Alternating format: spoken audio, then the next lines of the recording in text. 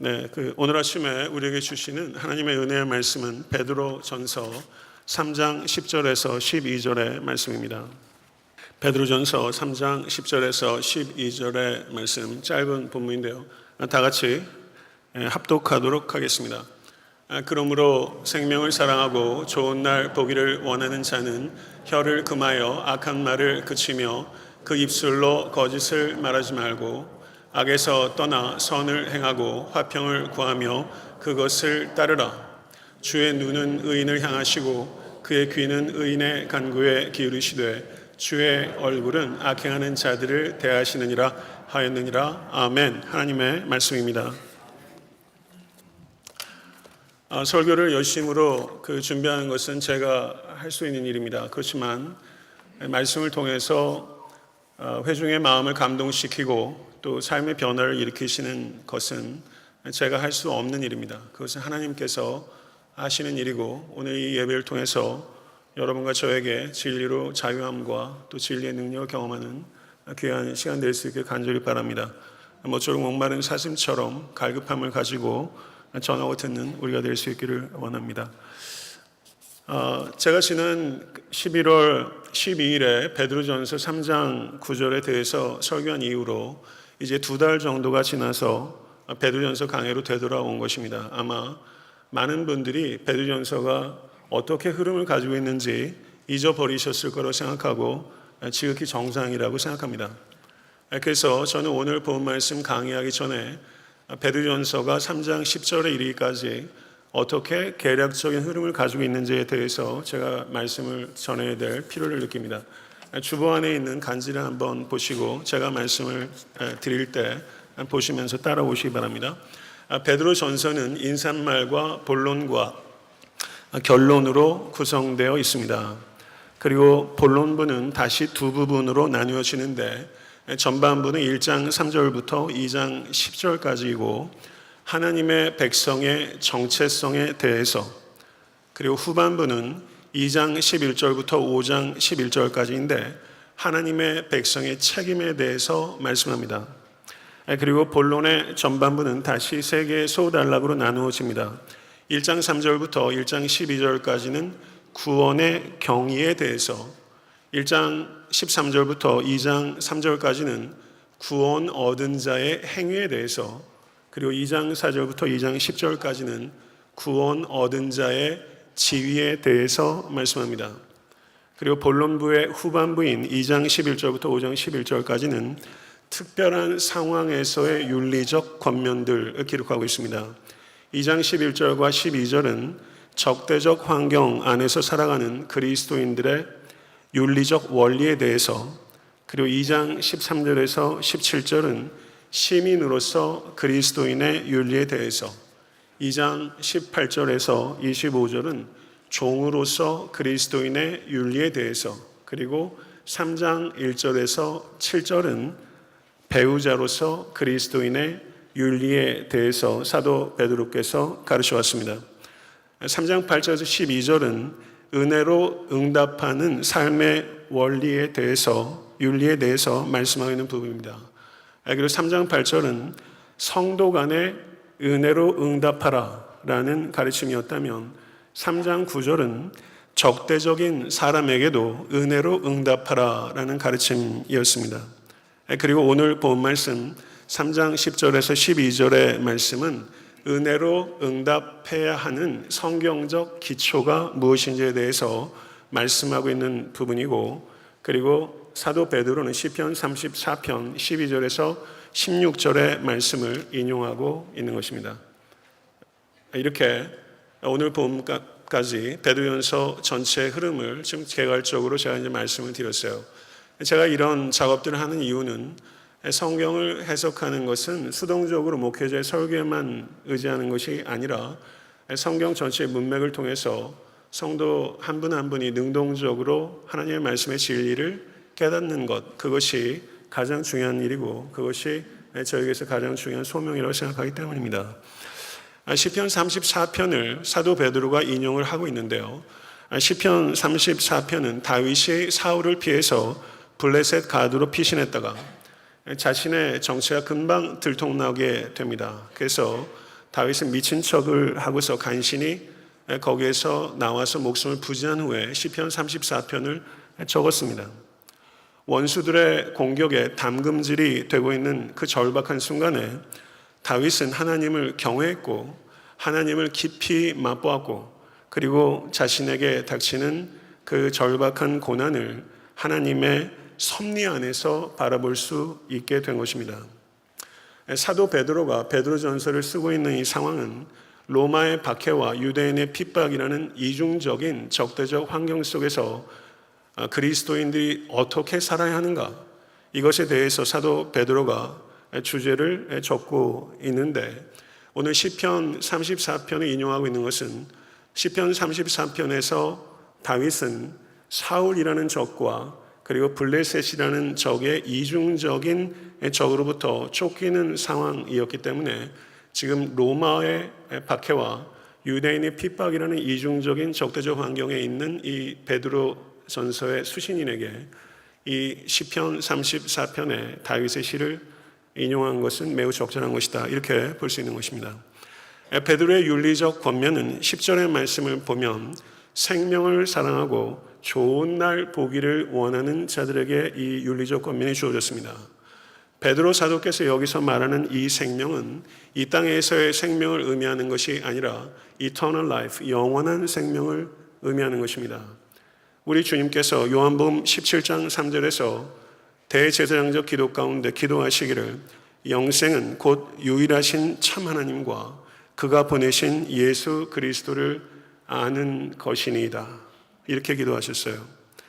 성도 여러분, 영원한 생명은 무엇입니까? 우리가 일반적으로 생각할 때 영생은 생명의 길이로 이해하는 경향이 많지만 예수 그리스도께서는 영생을 생명의 길이로 말씀하시기보다는 생명의 질과 연관돼서 말씀하셨습니다. 그리고 예수께서는 나는 길이요 진리요 생명이다 말씀하셨습니다. 믿으십니까? 그러면 생명을 사랑한다는 것은 무엇입니까? 생명 대신 예수를 사랑하는 것과 같은 것입니다. 그렇다면 우리는 영생은 무엇인가?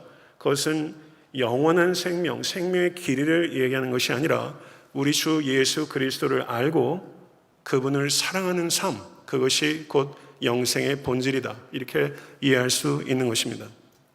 좋은 날 보기를 원하는 자, 좋은 날이라는 게 어떤 것입니까? 여기서 좋은 날이라는 것은 이 땅에서의 축복을 배제하는 것은 아닙니다. 그렇지만 사도 베드로가 좋은 날이라고 언급하고 있는 것은 궁극적으로 예비된 미래에 썩지 않고 더럽지 않고 쇠하지 않는 유업을 가리키는 것입니다. 이것을 소망하는 자에게 이와 같은 윤리적 권면을 사도 베드로께서 주고 계신 것이죠. 이 자리에 계신 모든 권속께서 생명을 사랑하고 좋은 날 보기를 원하시는 성도이시기를 간절히 바랍니다. 10절 하반절에서 11절을 보게 되면요, 우리 번역상으로는 그 명령법이 상당히 많이 등장하는 것처럼 보이는데 실제 성경 원어상으로는 명령형이 5번 등장합니다. 악한 말과 거짓말을 그치라, 거기에 그치라는 명령법이 하나 있고요, 악에서 떠나라, 선을 행하라, 화평을 구하라, 화평을 따르라, 이렇게 5개의 명령형이 있습니다. 이 5개의 명령형을 제가 다 개별적으로 설교하기보다는 내용적으로 연관되는 것을 묶어서 저는 3가지로 분리하는 것이고요. 첫 번째는 악한 말과 거짓말을 그치라. 두 번째는 악을 떠나고 선을 행하라. 세 번째는 화평을 구하고 따르라. 이 3가지로 분류해서 저는 설교할 것입니다. 이 3가지는 이 자리에 계신 모든 성도와 제가 올 한 해 목표로 삼기에 전혀 손색이 없습니다. 아니, 평생의 목표로 삼아도 매우 훌륭한 목표라고 할 수 있습니다. 첫 번째, 악한 말과 거짓말을 그치라는 것입니다. 작년에 여러분과 제가 가장 많이 지은 죄는 말로 지은 죄입니다. 말이 주는 상처는 검이 주는 상처보다 깊다 라는 속담이 있습니다. 입술의 30초가 그 마음에 30년 간다는 얘기가 있어요. 우리는 매우 주의해야 합니다. 하나님께서 인간에게 주신 많은 아름다운 은사들 가운데 저는 가장 소중한 은사 중에 하나가 이 언어적인 능력이라고 생각합니다. 그런데 사탄은요, 하나님께서 우리에게 주신 소중한 것들을 파괴하려고 합니다. 그래서 마귀는 뒷담화를 통해서 가정을 흔들고 그리고 교회를 파괴하려고 혈안이 되어 있는 것입니다. 그런데 많은 사람들이 저까지 포함해서 다른 사람 입에 올리는 것을 사람이 살다 보면 그럴 수 있지 뭐 하는 정도로 다른 사람 이야기하는 것을 가볍게 여기는 경향이 많습니다. 거기에서부터 문제가 파생하는 것입니다. 다른 사람 이야기하는 것은 인격적으로 줄이는 살인행위와 같은 것이고, 이것은 교회라는 공동체의 숲에 불을 붙이는 방화하는 것과 같은 매우 심각한 죄라고 사도들은 누누이 이야기하고 있습니다. 성도 여러분, 여러분과 저에게도 다른 사람 말하는 것 좋아하고 은근히 즐기고, 그리고 다른 사람 말할 때 덧붙이는 경향이 매우 강합니다. 그렇지 않습니까?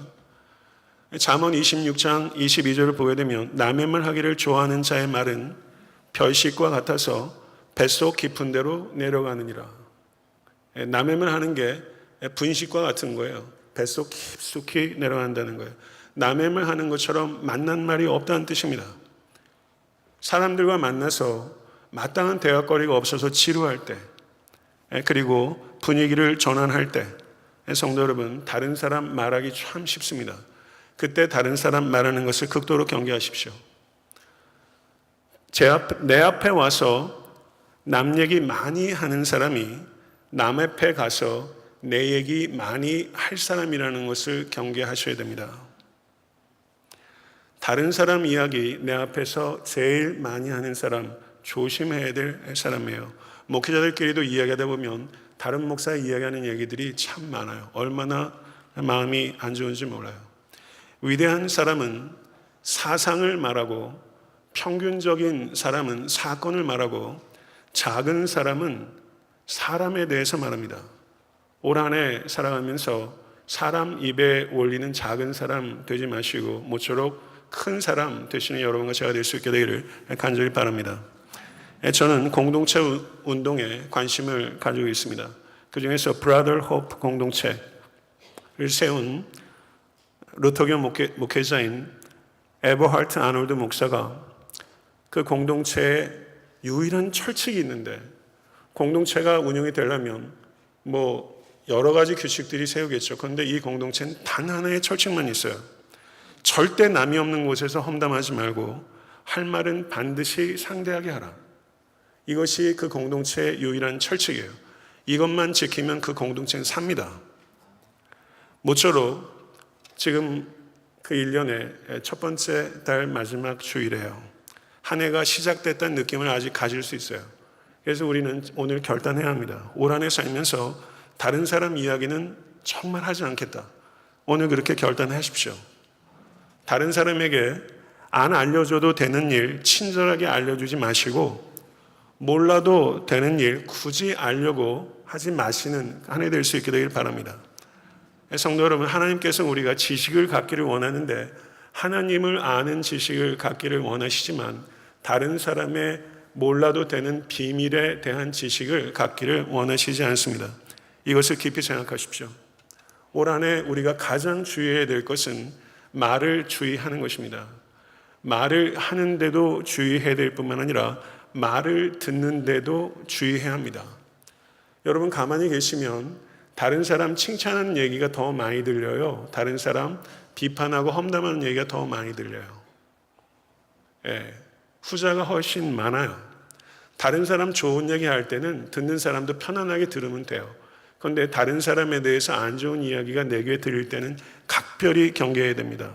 왜냐하면 다른 사람 험담을 통해서 내 영혼에 독이 주입될 수 있기 때문입니다. 그런데 이 독은 한 사람에게만 주입되는 게 아니라 삼중적으로 주입되는데, 일단 말거리가 되는 사람이 문제고, 두 번째는 말을 하는 사람, 세 번째는 말을 듣는 사람, 이 삼중적으로 이 다른 사람 말하는 것이 독과 같이 주입됐다는 것을 경계하시는 한 해가 될 수 있게 되기를 간절히 바랍니다. 올 한 해 정말 주의해야 될 것은 가정에서도 마찬가지고 교회에서도 우리는 말조심을 해야 되는 거예요. 교회가 박해로 무너지지 않습니다. 교회는 박해로 정결해집니다. 그런데 교회는 가십으로 무너질 수 있습니다. 가십 교회에 항상 있습니다. 그런데 가십이 출처가 두 가지가 있을 수가 있어요. 가십이 약함에서 비롯된 가십이 있을 수 있고 악함에서 비롯된 가십이 있을 수 있습니다. 약함으로 인한 가십은 용납하겠지만 악함으로 인한 가십에 대해서는 교회는 좀 더 단호하게 대처할 것입니다. 성도 여러분, 올 한 해 살면서도 다른 사람 이야기 가급적 안 해야 되지만 정말 이 이야기는 해야 되나 말아야 되나 이렇게 조금 생각할 수 있는 여지가 있을 때 제가 여러 번 말씀드렸어요. 이 세 가지 관문을 반드시 통과해야 합니다. 첫 번째는 이것이 사실인가? 두 번째는 이것이 공정한가? 세 번째는 이것이 필요한가? 다른 사람 이야기를 부득불 할 수밖에 없을 때 이것이 사실인가? 이것이 공정한가? 이것이 필요한가? 이 세 가지 관문을 통과하지 않는다면 성도 여러분, 그것을 전하는 스피커가 되지 마시고 그것을 전파되지 않도록 막는 스펀지가 되시는 모든 권속 되실 수 있게 되기를 간절히 바랍니다. 좋은 소문은 많이 얘기해서 격려하십시오. 그러나 좋지 않은 소문이 여러분에게 들리면 그 소문을 증폭해서 바깥으로 뽑아내는 방송국 되지 마시고 그 좋지 못한 소문의 끝이 되는 성도님 되십시오. 그렇게 되면 가정도 천국이 될 것이고 교회도 천국이 될 것이기 때문입니다. 두 번째는 거짓말을 그쳐야 합니다. 자, 2015년도에 MBC 나이틀리 뉴스의 앵커였던 브라이언 윌리엄스, 누군지 아세요? 사람 인물도 아주 이렇게 서글서글하고 사람 보기만 해도 믿음이 가는 사람이에요. 제가 미국에서 유학 생활할 때 이 사람이 그 이라크 전쟁 났을 때 현장에서 이렇게 앵커 하는 것도 보고 상당히 인상 깊게 봤는데요. 이 사람이 그 MBC를 이끄는 그 메인 앵커였고 보도국장이었습니다. 이 사람이 앵커인데 연봉이 1,000,000불이에요. 매일 저녁 나이틀리 뉴스를 보는 사람이 950만입니다. 그런데 그가 앵커직에서 갑자기 하차했어요. 2003년도 이라크전 취재 당시의 실제 상황을 이 앵커가 과장되게 거짓 보도를 한 것이 발각된 것입니다. 이 사람이 자신이 타고 있던 군용 헬기가 적군의 중화기에 의해서 피격됐으나 위기를 모면했다고 방송을 했어요. 그런데 실제는 이 브라이언 윌리엄스가 헬기에 타고 있지 않았습니다. 그래서 헬기의 조종사가 페이스북에 의해서 폭로가 됐어요. 그래서 MBC 방송국에서 성명을 내기를 그의 행동은 변명할 여지가 없으며 이 정직 처분은 혹독하며 적절한 것입니다. 브라이언은 MBC 뉴스를 시청하는 수백만의 시청자의 신뢰를 깨뜨렸습니다. 그리고 시청률에 크게 타격이 올 수 있음에도 불구하고 스타 앵커를 주저없이 앵커직에서 주저앉혔어요. 그리고 이 정직의 기간을 거치고 지금은 11시에 있는 그 뉴스 앵커로 이 사람이 복귀한 걸로 알고 있는데요. 저는 이 전쟁터의 상황에서 이 사람이 거짓 보도한 것에 대해서 한국 방송국도 이런 일들이 굉장히 빈번하게 발생합니다. 그런데 이 스타 앵커를 주저없이 주저앉히는 일들을 보면서 한국 사회와 한국 교회는 방송국만큼이라도 거짓을 정화할 수 있는 자전 능력이 있는가? 이것에 대해서 질문하지 않을 수 없더라고요. 한국 사회가 정직합니까? 라고 물으면 아마 어느 누구도 그렇게 쉽게 대답하지 않을 거예요. 국민일보의 오래된 기사 가운데 하나는 한국 사회가 정직 불감증에 걸려 있습니다. 한국 사회는 마치 양심이 화인 맞은 사람과 같이 거짓을 용인하고 있습니다. 이런 기사를 낸 적이 있는데요. 한국 사회가 정직하지 않다면 저는 한국 교회는 정직한가? 한국 교회가 정직한가? 라고 교회 밖에 있는 사람에게 물으면 아마 그렇게 대답하는 사람은 없을 겁니다. 교회 안에 있는 성도들에게 한국 교회는 정직합니까? 물으면 아마 대다수의 사람이 정직하지 않다고 아마 이야기할 것 같아요. 교계에도 알려지지 않은 것까지 포함하면 어마어마한 논문 표절이 있고 설교 표절이 어마어마하게 많습니다. 편법과 반칙이 교회에 난무합니다. 교회의 현실입니다. 저는 오늘 거짓을 그치라라는 사도 베드로의 말씀을 통해서 여러분과 저의 정직성에 대해서 뼈아프게 되돌아봐야 된다고 생각합니다. 이 자리에서 위선적이지 않은 사람은 한 사람도 없습니다. 우린 다소원의 거짓을 다 말하고 거짓되게 사는 측면이 있습니다. 교회 안에 만연한 거짓은 무엇입니까? 그것은 거짓 회개입니다. 거짓 복음입니다. 거짓 경건입니다. 거짓 예배입니다. 혹시 여러분과 저는 발각되지 않은 거짓말장애들은 아닙니까? 한번 깊이 자신을 되돌아보십시오. 그러면 우리들이, 아니 내 자신이 언제 거짓말을 하게 되는가? 그것은 자신의 이익과 입장을 지키기 위해서 하는 것입니다. 공동체의 이익을 위한다고 허장성세를 부리면서 희생한다고 이야기하면서 실제는 사익을 취하는 정치인들 많고요.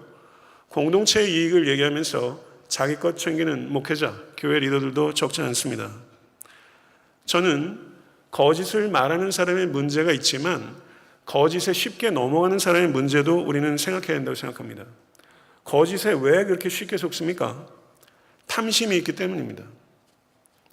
사기를 치는 사람의 문제도 있지만 쉽게 사기를 당하는 사람은 탐심이 있기 때문에 속는 측면이 있다는 것이죠. 거짓을 말하는 죄가 분명히 더 큰 죄지만 거짓에 쉽게 속아 넘어가는 죄도 결코 작지 않은 죄라는 것을 우리는 깊이 생각해야 합니다. 저는 잠언 30장의 아굴의 기도, 이 탁월한 기도 가운데 곧 허탄과 거짓말을 내게서 멀리하옵시며 라고 기도한 것이 여러분과 저의 기도가 되기를 원합니다. 올 한해 성도님들이 쓰신 기도의 제목들을 제가 계속 읽고 숙지하고 있어요. 그런데 어떤 분도 거짓이 없게 해달라고 기도 제목을 저한테 낸 적은 없는 것 같아요. 제 자신도 여태까지 기도 생활하면서 하나님 제가 거짓이 없게 하여 주시옵소서, 이 아굴의 기도를 알았지 아굴의 기도를 제가 진심으로 드린 적이 없어요. 우리는 거짓이 없게 해달라고 우리의 진실함을 위해서 기도해야 합니다. 호세아서 7장에 거짓이 없으신 하나님께서 그의 백성이 진실하기를 원하시며 거짓을 말하고 거짓되게 하나님을 부르는 자에게 화가 있을 것이다, 이렇게 엄하게 경고했습니다. 고린도서 11장 31절의 사도 바울은 영원히 찬송할 하나님이 나의 거짓말 아니하는 줄을 아시느니라, 이렇게 사도 바울이 고백했어요. 나의 거짓말 아니하는 줄을 아시느니라. 누가요? 하나님이 아신대요. 저는 이 고백이 여러분과 저의 삶의 제일 마지막 어느 스테이지에 우리가 하나님 앞에 이렇게 고백할 수 있도록 삶을 이끌었으면 좋겠어요. 하나님, 제 삶이 거짓은 아니었던 것을 주께서 아시나이다. 하나님, 저는 완전하진 않지만 제 말이 거짓말은 아니었음을 주께서 아시나이다. 하나님, 저는 삶을 그렇게 이끌었습니다. 이렇게 말할 수 있는 삶을 살아가신 여러분과 제가 될 수 있게 되기를 간절히 바랍니다. 두 번째는 악을 떠나고 선을 행하라는 것입니다. 악한 말을 그치는 것과 악을 떠나는 것이 연결되는 것입니다. 말과 행동은 반드시 연결된다는 것이죠. 선한 행위에 대해서 사도 베드로는 베드로전서 전체를 통해서 일관되게 주장합니다. 베드로전서 2장 14절에서 15절, 베드로전서 3장 6절, 베드로전서 3장 16절에서 17절, 그리고 베드로전서 4장 19절. 4장 19절은 그러므로 하나님의 뜻대로 고난을 받는 자들은 또한 선을 행하는 가운데 그 영혼을 미쁘신 창조주께 의탁할지어다. 이렇게 사도 바울은 베드로전서 전체를 통해서 일관되게 선을 행하라, 이렇게 말하고 있어요. 저는 이것을 읽으면서 마음이 뜨거워지더라고요. 베드로전서 전체의 주제가 선을 행하라는 거예요. 올 한 해 그리고 여러분과 저의 남은 평생의 삶의 일관된 주제 역시 선을 행하는 것이 되어야 됩니다. 우리는 선을 행했기 때문에 구원을 얻지 않지만 하나님께서 우리를 구원하신 것은 선을 행하도록 하기 위한 거예요. 여러분과 저의 기도 제목은 하나님, 선을 행할 수 있도록 도와주십시오. 선을 행할 수 있는 인격과 그런 소유와 그런 지식을, 그런 강건함을 갖게 해 주시옵소서. 이 일을 위해서 기도하시고 올 한 해 여러분의 삶이 선을 위해서 봉사하는 삶이 될 수 있게 되기를 간절히 소원합니다. 갈라디아서 5장 22절에 성령의 9가지 열매 중에 6번째 열매가 양선이에요. 양선, 흔히 쓰는 말 아니에요. 양선, 영어 번역은 굿니스라고 번역하고 있는데 성경 언어는 아가소스네. 선한 일을 했을 때 선한이라고 번역되고 있는 형용사가 아가소스. 이것에 대한 명사 형태가 아가소스네. 근데 아가소스네라는 이 선함, 영어로 굿니스라고만 표현하면 충분히 담아내지 못하는 원어적인 의미는요, 타인의 복지에 대한 관심과 섬김과 나눔이에요. 타인의 복지에 대한 관심과 섬김과 나눔, 이게 선한 거예요. 예수 그리스도의 사역을 누가는 요약하기를 사도행전 10장 38절에 예수께서는 두루 다니시며 선한 일을 행하시고 마귀에게 눌린 모든 사람들을 고치셨다. 예수 그리스도의 공생의 요약이에요. 사도 바울은 에베소서 2장 10절에서 우리는 그가 만드신 바로 그리스도 예수 안에서 선한 일을 위하여 지으심을 받은 자니. 믿으십니까? 하나님의 창조와 구원의 목적은 우리의 선한 일이에요. 그리고 로마서 12장 17절에서 아무에게도 악을 악으로 갚지 말고 모든 사람 앞에서 선한 일을 도모하라. 디도서 2장 7절은 범사에 내 자신이 선한 일의 본을 보이라. 일관되게 베드로 전서뿐만 아니라 성경의 모든 곳에서 선한 일을 하라. 그리고 선한 일의 본이 되어라. 하나님의 말씀입니다. 성도 여러분, 조이란 말, 조이, 참 좋은 말이에요. 이 조이란 말을 누가 이렇게 풀더라고요. joy, J, Jesus first, O, others second, Y, you third. 자기 자신을 제일 마지막에 놓을 때 세상 사람들은 불편해요. 근데 그리스도인들은 자기 자신을 제일 마지막에 놓을 때 기뻐요. 예수께서 내 삶의 주인이 된 순간 이후로 바뀐 변화예요. 자기를 부인할 때 기쁨을 느끼게 된 거예요. 이 조이예요. 이 조이를 세상 사람들은 추구하지도 맛보지도 경험하지도 못합니다. 성도 여러분, 마가복음 14장 6절에서 향유 옥합을 깨뜨린 여인을 제자들이 얼마나 심하게 다그치는지 몰라요. 그때 예수께서 뭐라고 말씀하시냐면요, 가만두라. 너희가 어찌하여 그를 괴롭게 하느냐. 그가 내게 좋은 일을 하였느니라. 좋은 일을 하였느니라. 칼론 에르곤. 칼로스라는 목장이 우리 교회에 있죠. 칼로스의 형용사의 목적의 형태가 칼론입니다. 칼로스. 좋은 일을 하였느라. 이 칼로스하고 똑같은 말이 아까 선한 일의 아가소스예요. 똑같은 말이에요. 칼로스, 아가소스. 성도 여러분, 이 칼로스라는 말, 굿이라고 번역되어 있는데 이 뜻은요, 여러 가지 의미가 있어요. 우리 교회 칼로스 목장도 있고 선한 목장도 있죠. 똑같은 말입니다. 여기에는 좋은이란 뜻이 있고 아름다운이란 뜻이 있고 사랑스러운이란 뜻이 있고 아름다운이란 뜻이 있는 거예요. 이 단어가 칼로스 안에 다 들어가 있는 거예요. 올 한 해 여러분과 제가 해야 될 선한 일이, 첫째는 주를 위한 일이 되어야 됩니다. 주를 위해서 자신을 깨뜨리는 헌신의 삶, 그것을 하나님께서 칼론 에르곤, 선한 일을 하였다. 올 한 해 살면서 하나님께서 여러분을 보면서 나를 위해서 선한 일을 했다, 이렇게 칭찬받는 삶이 될 수 있게 되기를 간절히 소원합니다. 두 번째는 이웃을 위해서 자신을 깨뜨리는 나눔의 삶이 되어야 됩니다. 향유옥합을 깨뜨린 건 주를 위해서 자신을 깨뜨리는 헌신의 삶이라면 이웃을 위해서 자신을 깨뜨리는 나눔의 삶을 살아야 됩니다. 그리스도인의 자유는 고상한 자유입니다. 프랑스 혁명을 통해서 쟁취된 자유가 아니에요. 예수 그리스도의 십자가를 통해서 우리에게 주어진 자유입니다. 이 자유는 방종이 아니라 가난한 자들의 삶을 향상시키는 자유예요. 참 자유는 가난한 사람들의 삶을 향상시키는 자유로 표현됩니다. 여러분과 제가 살고 있는 이 시대는 복음에 대해서 극단적으로 회의적인 시대입니다. 이 회의적인 시대에 복음을 어떻게 변증할 것입니까? 그것은 교회가 사랑의 나눔을 통해서 그리스도의 십자가가 진리라는 것을 변증할 수 있는 것입니다. 사랑의 섬김이 십자가의 가장 강력한 변증법이 된다는 것을 받아들이십시오.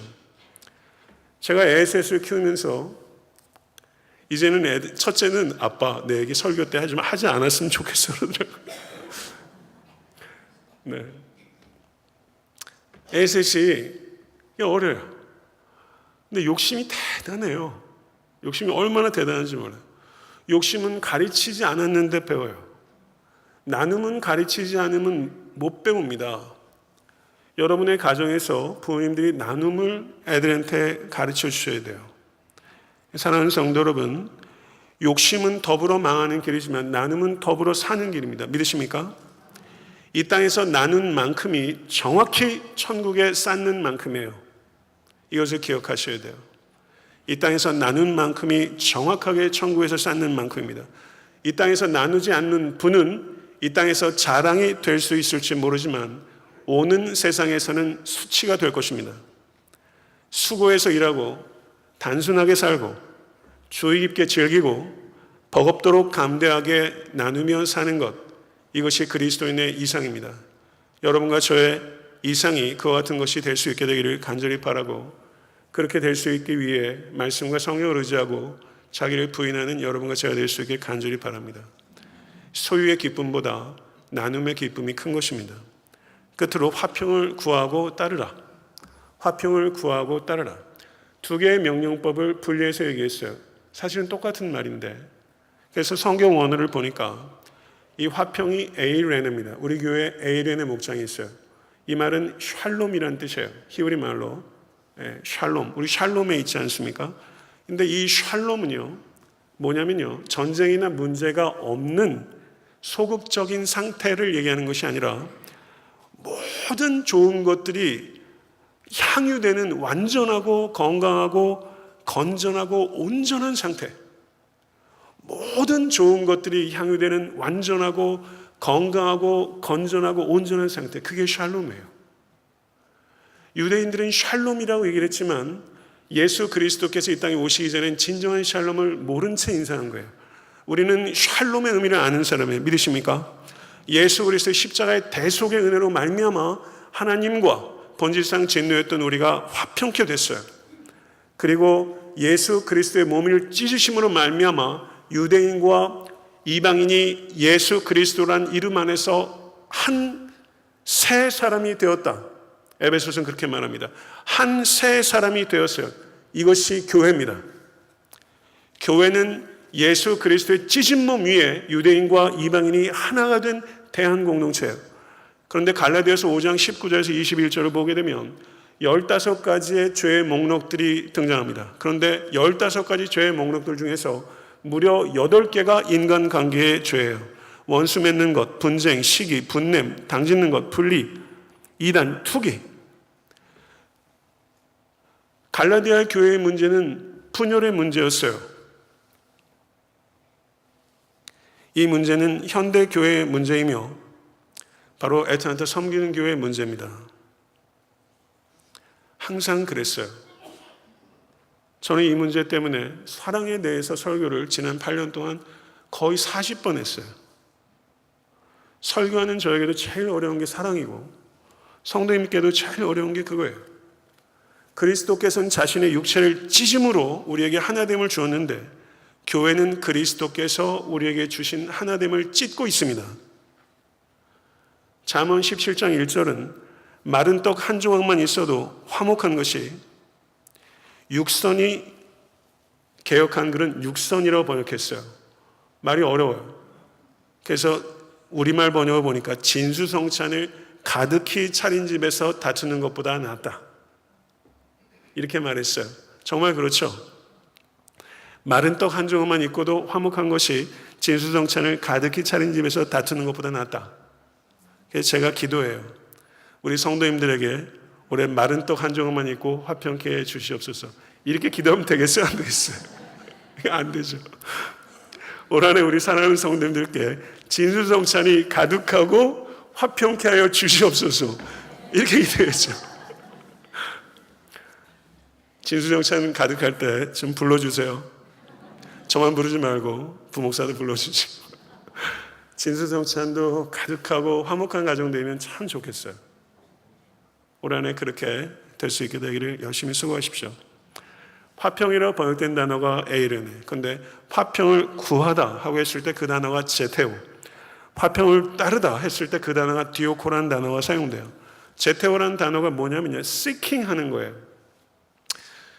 사도행전 11장을 보게 되면 그 안디옥 교회 바나바가 돼서 주의 은혜의 손이 더함에 교회가 날로 부흥했어요.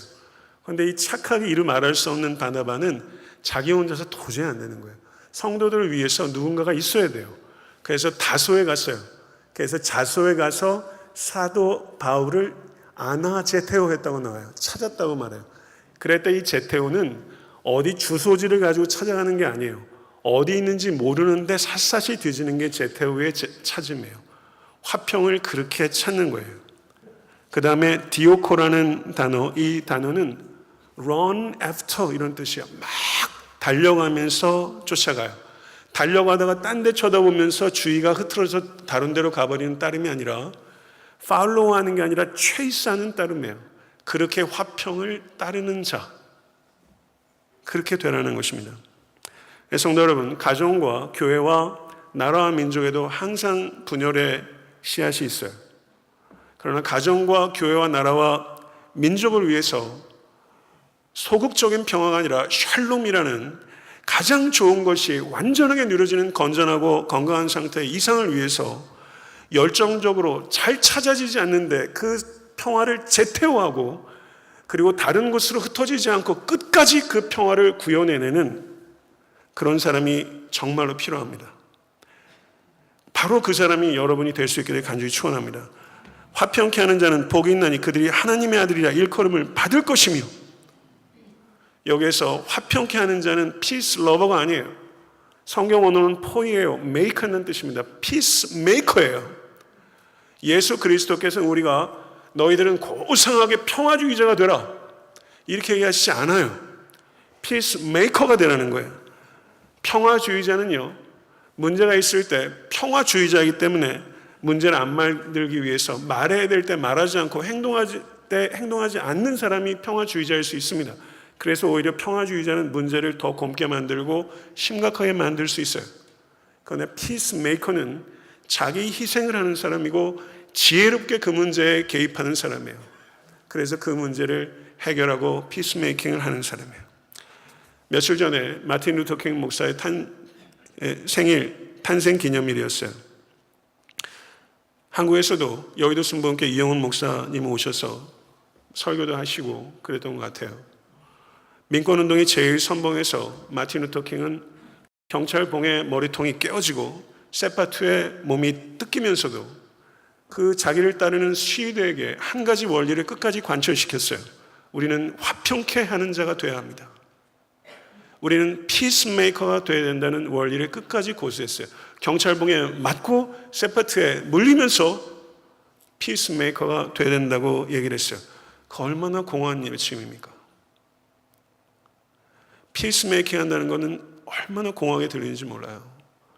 그런데 끝까지 그 원리를 관철시킬 때 후대 역사가들이 이 민권운동이 결정적으로 성공하게 된 계기를 알라바마의 한 다리 위에서 발생한 사건이라고 지목해요. 알라바마의 주지사였던 짐 클락이 경찰들에게 명령을 내려요. 비무장 데모들을 무차별로 폭력을 가하고 이렇게 명령했습니다. 그런데 그와 같은 폭력과 불의의 장면이 미국에 있는 사람들에게 노출이 됐어요. 그리고 사람들이 양심의 찔림을 받았습니다. 그리고 그 민권운동이 성공적으로 진행될 수 있게 된 것이죠. 마틴 루터 킹 목사는 내 몸뚱아리를 표적으로 내줄지언정, 경찰봉과 세파트에 표적으로 내줄지언정 내 몸뚱아리를 무기로 삼지 않겠습니다. 이것이 일관된 원칙이었어요. 내 몸뚱아리를 표적으로 내줄 때 상대방이 계속 치죠. 맞죠? 언제 끝날지 몰라요. 그런데 화평케 하는 자로서의 끝까지 그 소명을 감당하면서 때리는 사람이 어느 순간 때리면서 양심의 수치심을 느끼고 그리고 평화가 만들어지게 된 것이죠. 간단한 문제는 아닙니다. 간단한 문제는 아니에요. 1987년이라는 영화도 나왔지만 제가 그때 그 자리에 있었거든요. 제가 그 학교에 있었고 우상호 씨가 제가 학교 다닐 때 총학생회장이었어요. 데모하자는 애들도 있었고 기도하자는 애들도 있어요. 이 폭력의 문제, 간단하진 않습니다. 그렇지만 제 개인적으로는 이 내 몸뚱아리를 표적으로 내줄지언정 무기로 삼지 않는다는, 그리스도인들은 이 편에 설 때 감동이 있는 법이고 이 편에 설 때 상대방이 변할 수 있는 기회를 얻어요. 저는 올 한 해 여러분과 제가 오늘 이 시간 결단할 수 있게 되기를 바랍니다. 이 결단은 어려운 결단이에요. 여러분 올 한 해를 살면서 누군가가 여러분을 칠 겁니다. 목회를 하면서도 저를 치는 사람들이 있어요. 의도했던 의도하지 않았던 저는 맞는 느낌이 있어요. 우린 서로 쳐요. 그러면서 올 한 해 지금 이 시간 여러분과 제가 결단해야 될 게 있어요. 하나님, 올 한 해 내가 살면서 내가 표적이 될지언정 무기가 되지 않겠습니다. 내가 공격받는 것은 내가 제한할 수 없지만 나는 공격당해도 공격하지 않겠습니다. 이것을 오늘 이 아침에 결단해야 하는 것입니다. 엄밀하게 말하면 그리스도인들은 나를 모독하는 사람과는 연합할 수 있어야 합니다. 나를 모독하는 사람과는 함께 예배할 수 있어야 합니다. 그러나 그리스도인은 그리스도를 모독하는 사람과는 연합할 수 없습니다. 그것은 연합이 아니라 야합이기 때문입니다. 그런데 많은 그리스도인들이 그리스도를 모독한 사람에게는 관대하고 나를 모독한 사람에게는 가혹해요. 반대로 돼 있어요. 우리는 그리스도를 모독하는 사람에 대해서 분노할 수 있어야 되고, 그리고 나를 모독하는 사람에 대해서는 관대할 수 있어야 됩니다. 우리는 진리를 희생시키지 않는 한 연합해야 합니다. 이것이 하나님의 뜻입니다. 이것은 내 감정의 문제도 교양의 문제도 아니에요.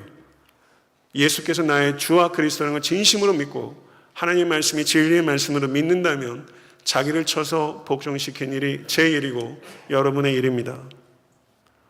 받아들이시겠습니까? 로마서 12장 18절은 할 수 있거든 너희로서는 모든 사람과 더불어 화목하라. 모든 이란 말을 싹 빼고 싶어요. 근데 모든 사람과 더불어 화목하라. 히브리서 12장 14절은 모든 사람과 더불어 화평함과 거룩함을 따르라. 이것이 없이는 아무도 주를 보지 못하리라. 이건 무서운 경고입니다. 화평은요, 성경의 부가적인 윤리가 아니에요. 그래, 이거는 지키면 좋아, 이런 게 아니에요. 화평은 기독교의 핵심적인 윤리입니다. 정확하게 말하면 그리스도인의 소명입니다. 올 한 해 이 자리에 계신 모든 성도님들의 가정과 또 애타한테 섬기는 교회와 그리고 일터와 또 멀리 있는 대한민국 나라와 민족 위에 화평케 하는 자들이 세워질 수 있게 되기를, 그리고 그 일에 헌신한 여러분과 제가 될 수 있게 되기를 간절히 소원합니다. 모쪼록 오늘 이 아침에 결단하실 수 있기를 간절히 바랍니다. 말씀을 정리하겠습니다. 12절의 말씀을 보게 되면요, 이와 같은 명령들의 근거로서 하나님의 눈은 의인을 향하시고, 믿으십니까? 하나님의 귀는 의인의 기도를 들으시며, 아멘. 하나님의 얼굴은 악을 행하는 자에게 에피, 전치사 against 한다는 뜻이에요. 하나님의 얼굴은 악을 행하는 자들을 향하신다, 이렇게 말했어요. 이것은 무슨 뜻입니까? 하나님께서는 모든 것을 보시며 모든 것을 들으시며, 이 말은 모든 것을 아신다는 뜻이고 모든 곳에 편재하시는 전지전능하신 하나님이십니다. 하나님께 숨길 수 있는 것은 없습니다. 우리의 행위에 따라 하나님께서 보응하실 것입니다. 로마서 2장 5절의 말씀이에요. 그러나 우리의 행위에 따라 보응한다는 것은 우리가 행위로 구원을 얻는다는 뜻이 아닙니다. 우리의 행위가 우리의 믿음을 증명한다는 뜻입니다. 악하고 거짓된 말을 일삼고 선한 행동이 아니라 악한 행동을 일삼고 화평을 만들기는커녕 화평을 깨는 사람은 그 행위 때문에 심판을 받는 것이 아니라 그 행위가 믿음이 없음을 증명하기 때문에 심판받게 된다는 거예요. 하나님께서는 우리를 축복하시기도 하고 심판하시기도 합니다. 진정으로 예수를 주와 그리스도로 믿는 자는 하나님의 심판을 두려워할 필요가 없습니다. 우린 마지막 때를 두려워하는 사람이 아니라 마지막 때를 기다리는 사람입니다. 그리고 마지막 때를 준비하는 사람입니다. 사랑하는 성도 여러분, 은혜로 구원 받으셨습니까? 아멘. 우리는 은혜로 구원받은 사람이에요. 그러면 은혜로 구원받은 사람에게 사도 베드로는 말하는 거예요. 모쪼록 성도들은 말할 것도 없고 여러분들을 적대하는 사람들에게도 은혜로 응답하십시오. 이것이 하나님의 뜻입니다. 이것이 사도 베드로가 일관되게 주장하고 있는 말씀이에요. 그렇게 하는 사람에게 복이 있다고 약속하셨어요. 이 말씀대로 올 한 해 살아가셔서 모쪼록 여러분의 가정에도 시끌시끌한 일들이 있을 거예요. 적지 않게 있을 겁니다. 교회에서도. 그럴 때 피스 러버로 그냥 체하지 말고 피스 메이커가 돼서 지혜와 헌신과 자기 부인으로 평화를 만드시는 감격적인 여러분과 제가 될 수 있게 되기를 간절히 소원합니다. 기도하겠습니다.